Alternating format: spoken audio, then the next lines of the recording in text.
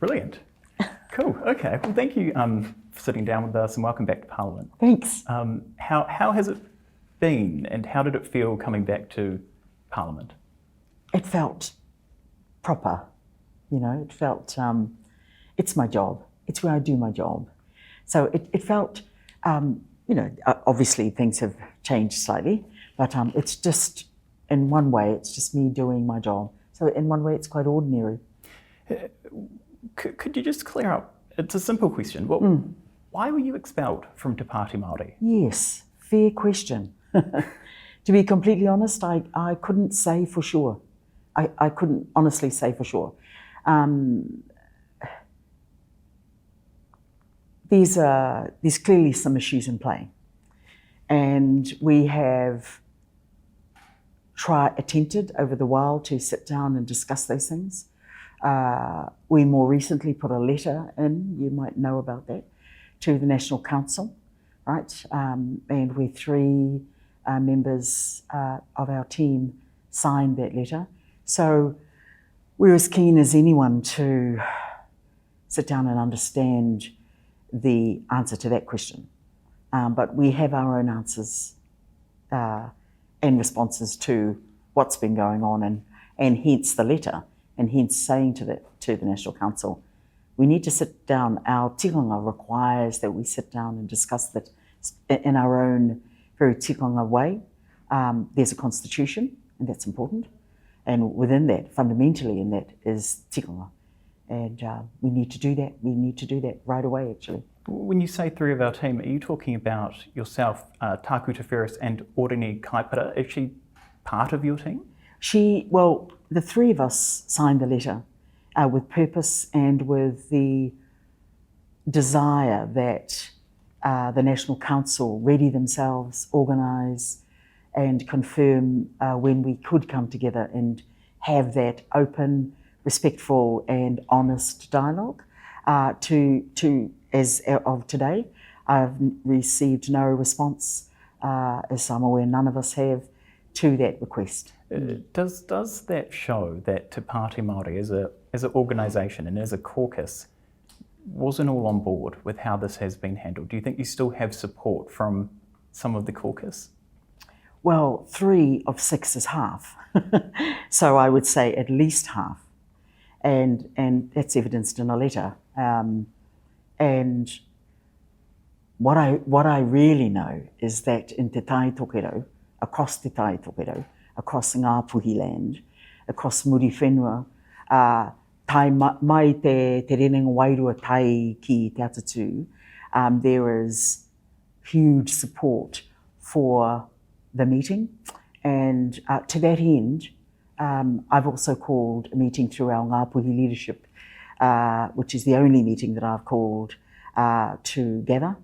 And then we've extended an invitation through the chair of Te Runanga o Ngā Puhi, Mane Taere, and Neida Glavish, who are senior leaders of Te Tautokoro Ngā Puhi particularly. But it's supported by many, many across Ngā Puhi, across Taitokoro, to come together on the 23rd, on the Sunday, ko he whata marae. So you've had support from Ngā Puhi, also from Rangatana. You had the Iwi Chairs Forum asking to intervene to try and sort this out. Yes. Te Pāti Māori's National Council doesn't seem to have been particularly welcome of these. The meeting, what was being called the peace deal meeting, didn't go ahead because you're already expelled. No. What does it say about the relationship between Ngā iwi Māori and Te Pāti Māori? I think some bridges need to be rebuilt. That's what I think that says. I think they may not have considered an offer a real and proper offer, but I certainly was up for that.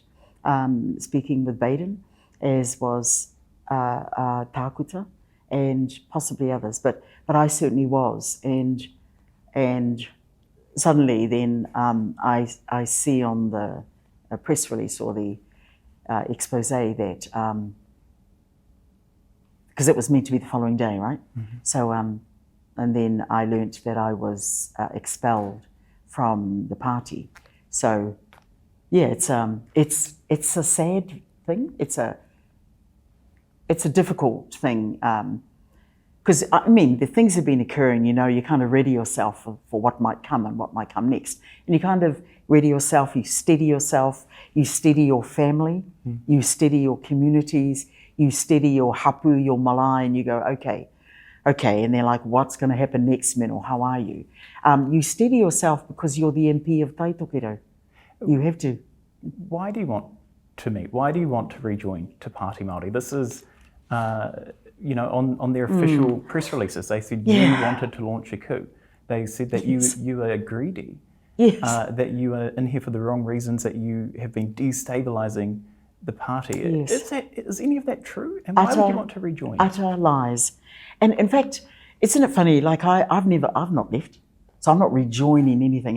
The kaupapa of Te Pāti Māori, originally in Māori party language and concept, was fundamentally about tikanga, fundamentally about kaupapa, fundamentally about the number that took the leadership through MPs would carry the voice, the full voice of each rohe. So I wouldn't dare to speak for Wairiki, nor te tai Tokerau tēnei. I wouldn't dare to speak for Wairiki. I wouldn't dare to shut Wairiki down. Why would I? I would never think of doing that. So why that electorate and their leadership have agreed to do so is deeply, deeply offensive, which is why ngā puhi, muri whenua, tai Tokerau was saying, we will have our hui and you will come, National Executive, and you will explain yourself to us. So back to the rejoining, I've never left. That kaupapa is still fundamentally in my heart and in my mind. So it's part of me personally and politically, so I'm good to go. If you're unable to get back into the party, and would you start your own? Will you be staying and recontesting in some way in 2026? I'm staying right where I am, you know, and I've said as much to the Speaker. I'm not going anywhere. Other than when the voters say, Mariameno, haere rā, we love you, we've got someone else good to go. But completely and honestly, Glenn, and I've said it right from the very outset, I'm not going anywhere until my people, the voters, say, Meno, it's okay, we've got someone else. So I have a job to do, I continue to do it. I just took some questions in the House. That felt good to be, even though our chiefs, we're 2 rows back, but in my mind, I'm like 7 rows forward, and I respect the role, you know, and I understand the conditions here in this House. I understand the conditions. I'm learned enough, I'm mature enough to understand the place that I'm in. But what does give me comfort is when I look around this House, these po and all of this work, it says, we're here too. This is our house too. Yeah. What about joining your own party? I heard you might have been talking to Honi Harawira even about... He's my darling cousin. Like I've got thousands of them. I have no interest in that regard because my determination is that I'm not rejoining anything. I haven't left. The kaupapa is still very much deep in my soul and in my hands. So I'm doing the work. And I'm here and I will stick to where I am and doing the work with Te Pāti Māori under that kaupapa, Māori Party. Just lastly, a lot has been said and we haven't really been able to get your responses to a lot of it. As Te Pāti Māori, John Tamahiri made these statements. Is there anything you want to say about that relationship, the tension that is so apparent between yourself and the Tamahiri whānau? Why did it get to a stage where he was saying he needed to get utu against your whānau? I don't know what possesses somebody to talk that way. I honestly don't. I am not responsible for somebody that goes to that degree to talk and attack somebody that way. It's a dangerous, in a very Māori context, that's tough to come back from, that kind of thinking and talking. So I honestly don't know. And that's as much as probably needs to be said about it. Other than our own whānau, can't fathom it, do feel the insult and do feel the threat of that. But we're the type of whānau, we just our job, our role, our life is you just keep haere tonu anga mua.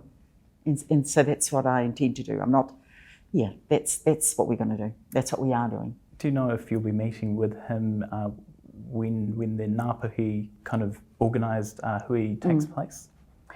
The invitation has gone out. We haven't heard anything yet. And that's as much as I know so far, Glenn. Great. Thank you very much. Is there anything else you want to say? No, I think that's it for now anyway. Okay. Thank you so much. Really Thank appreciate you. the time.